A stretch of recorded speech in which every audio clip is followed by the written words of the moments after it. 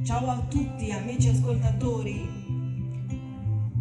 dal canale YouTube Veronica Pisano con Maurizio Gastaldi, polistrumentista, compositore. Mi raccomando, seguiteci su Radio Bonaria, la mitica Radio Bonaria. Alla frequenza, Maurizio, te lo ricordi? 104 e 600. Ok, comunque cercatelo su internet ogni martedì alle ore 16:30. Questa settimana ci sarà l'argomento su Andrea Parodi, parleremo di Andrea Parodi in modo approfondito, molto interessante. Bene, oggi mi sono vestita di nero perché devi sapere, Maurizio, lo dico pure a voi, qualcuno, non dico chi, anzi lo voglio dire, Vladimir da Mosca, che salutiamo, ciao Vladimir Chemierovski, Che stai bene. mi ha chiesto se sono incinta, ma come, l'ho detto, Vladimir, come ti permetti? Come ti permetti, le ho detto. E quindi mi ha dato l'input adesso di fare una bella dieta. Ecco, sì, di vestirmi di scuro adesso e di fare una bella dieta. Anche io per nascondere la pancetta uso magliette nere. Ma secondo me sì, oltre a nascondere bisogna fare una bella dieta, anche per la salute ovviamente, certo, no? è vero. Bene, come vedete dal titolo, Armentos di Andrea Parodi, appunto, siamo in tema.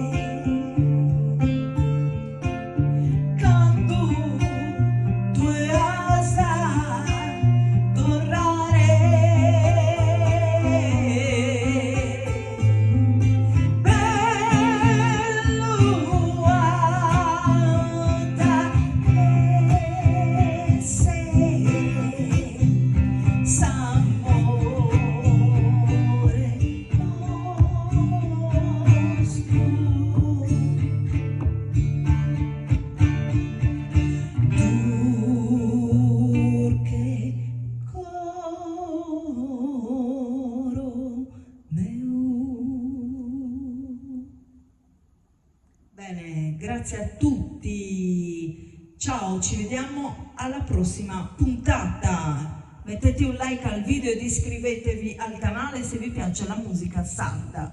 Ciao a tutti, grazie.